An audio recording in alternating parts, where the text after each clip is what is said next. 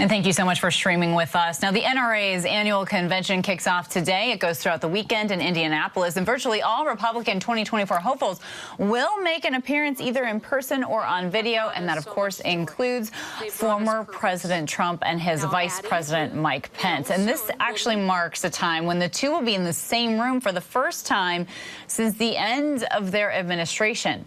And Pence took to the podium, and he spoke in front of that crowd of thousands just a short moment ago. ABC News political reporter Brittany Shepherd is joining us now from this convention. So, Brittany, let's listen together how the audience reacted when Pence took the stage. Well, hello, NRA. I love you too. I'm a Christian, a conservative, and a Republican in that order, and it's my honor to welcome the NRA ILA back to Indiana. Thank you all for coming. The Trump-Pence administration championed freedom for 4 remarkable years, and every single day we stood without apology for the Second Amendment right to keep and bear arms.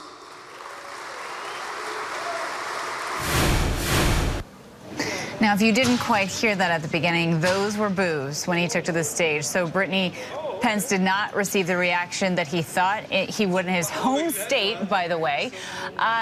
You warned us of that. You told us that might happen. My question to you, though, is when he was talking, this comes on the heels of 2 mass shootings. Did he talk about that, and what was his message? He did, Kena, and you heard that, a mix of claps, but a lot more boos. It is not the historic homecoming, that rock star homecoming that he anticipated. In fact, it was a lot more complicated than that. But he did address both mass shootings, first offering his heart, his thoughts, and prayers. You know, we expect that. We've heard that from Republicans for years, for decades now, frankly. And, you know, we're also hearing from Pence some policy solutions, and all of them have been as expected.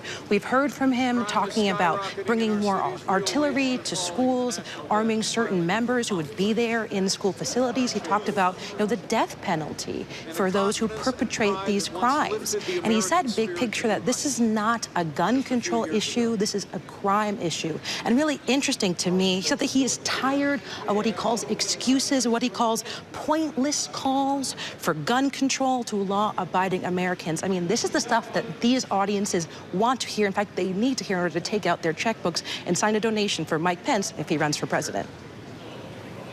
Yeah, you hear that a lot, of course, from the GOP, protecting the rights of those law-abiding citizens, of course. But as we've said here, former President Trump, he's set to speak today as well. It seems like he's a lot more popular at this convention, as you have mentioned. This is only his second major public speech, though, since being indicted in New York. Do you think that his message will be cohesive at all with Pence? Do you think they'll be similar?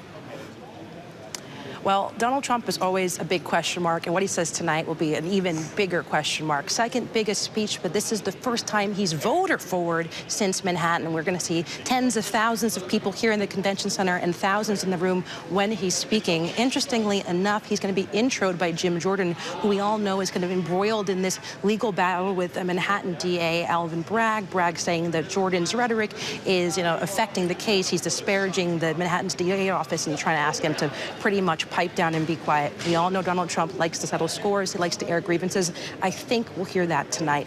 Everything else is kind of a big question. He's called himself and other NRAs a friend to the NRA, a friend to gun rights, but we also know that during his administration, he banned bump stocks. Breitbart at the time called him a gun grabber. These are not friendly words from NRA-friendly folk. So he has a lot of catching up to do. It's a question of how long is he going to speak. He'll probably go over the allotted 15 to 20 minutes. It's curious if he feels like this is a homecoming for him, if he's going to even talk about Mike Pence. This is the first time, like you said, they're in the same building. And I heard from sources that they have been carefully orchestrating that they're not going to be in the same room at the same time, going through different hallways or different doors to make sure that money shot of them looking at each other, them talking to each other, does not happen, because that would be kind of historic. They haven't seen each other since January 6th, when Trump supporters were chanting, "Hang Mike Pence."